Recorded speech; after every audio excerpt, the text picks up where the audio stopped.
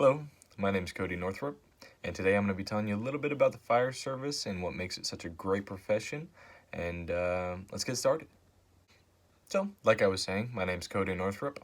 I'm 18 years old, and I've been in the fire service since about May 7th of 2020.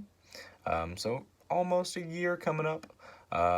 Main reason I got into it was because I have a lot of family ties into the fire service. What with my dad being a captain, and my stepmom and some of my brothers being in the fire service as well. I'm currently enrolled in CBC and going for my AA in Fire Sciences. And I'm currently working for Yakima County Fire District 5 as a volunteer, and I'm currently also working for Toppenish City as a volunteer as well.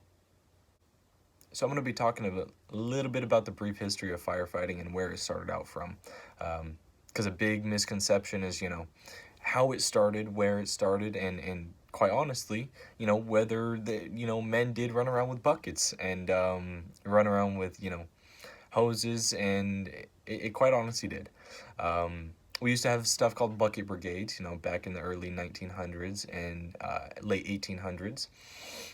You'd see it quite often. You'd have night watches where you'd have men out at night, and they'd be able to, get the townsfolk together and be able to put out these fires using nothing but buckets. Up until 1903, that's when you really first started seeing the first apparatuses come around. The first fire steam one, it was, I believe it was produced in the 1903.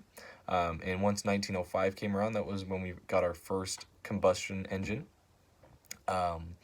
So really up until then, you've been really only using horse-drawn carriages.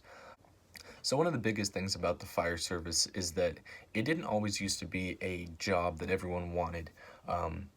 Way back when it first started happening and, we started getting really big fires, it was seen as a job that it should be done by someone who was seen as less.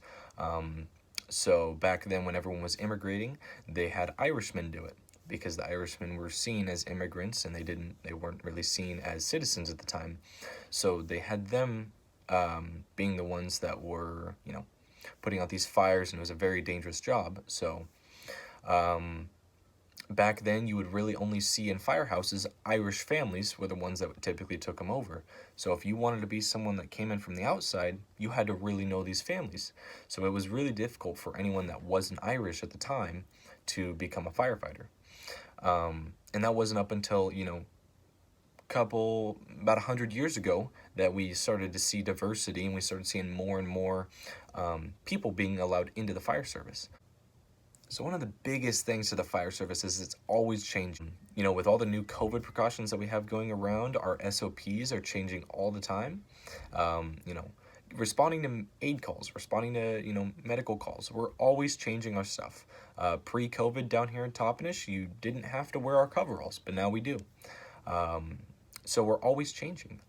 We now have, 5G applications that are able to, we have thermal imaging that's able to see through smoke.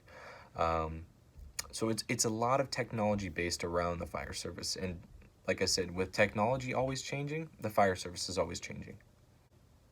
So one of the biggest things about the fire service is you have to have camaraderie, and you have to be able to work with others. Without these things, nothing would get done on the job site. You may not like someone, you may not, may not be able to tolerate them, but you have to be able to work with them, because in the heat of the moment, no one's going to care about some petty drama when there's a fire going on or when we're trying to save someone's life. So at the end of the day, one of the biggest things we look for in the fire service is you have to be able to, work well with others.